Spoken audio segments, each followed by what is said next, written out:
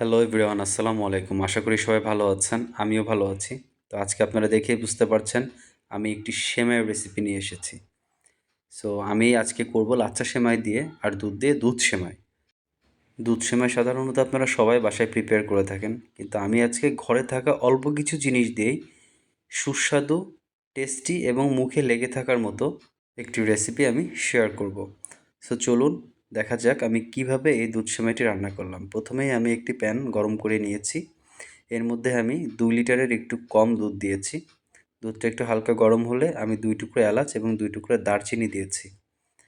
এরপর আমি একটু নাড়াচাড়া করে এর মধ্যে 1 চামচের মতো, ডালের যে চামচ, অলমোস্ট হাফ কাপের মতো হবে, আমি চিনি নিয়ে নিয়েছি। এই চিনিটাকে আমি ভালো মতো নাড়তে থাকবো। আসলে চিনিটা আপনারা আপনাদের স্বাদ মতোই দিবেন। এই পর্যায়ে আমার দুধটা বলক হয়ে আসলে আমি গুঁড়ো দুধ অ্যাপ্লাই করব 1/3 কাপ পরিমাণ। সো আপনারা দেখতেই পাচ্ছেন আমি একবারে কিন্তু দুধটা দিই নাই। একবারে যদি আমি দুধটা দিতাম তাহলে দুধটা দলা পেকে যেত, ভালো লাগতো না। আমি অল্প অল্প করে দুধ দিয়েছি আর নেড়েছি। সো এই পর্যায়ে কিন্তু ভালোভাবে নাড়তে হবে। সো অলমোস্ট আমার দুধটা জ্বালানো শেষ। এবার আমি একটা পাত্রে সেমাই নিয়ে দুধটা হালকা কুসুম গরম অবস্থায় রেখে আমি চামচে করে একটু একটু করে দিব। আমি যদি একবারে দুধটা দেই তাহলে যেটা হবে এটা দলা পেকে যাবে। সো হালকা হালকা করে দেওয়ার পরে এবার আমি একটু কিশমিশ দিয়েছি, দিয়ে পুরো দুধটাকে আমি ঢেলে দিয়েছি। এটা হচ্ছে একটা হিডেন টিপস। আপনারা আসলে এভাবে করারই ট্রাই করবেন।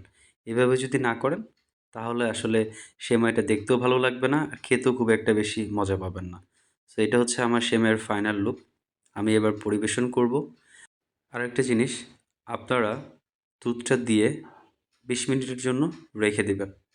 এর মধ্যে আপনার সেমাইটা পুরোপুরিভাবে পরিবেশনের জন্য প্রিপেয়ার হয়ে যাবে।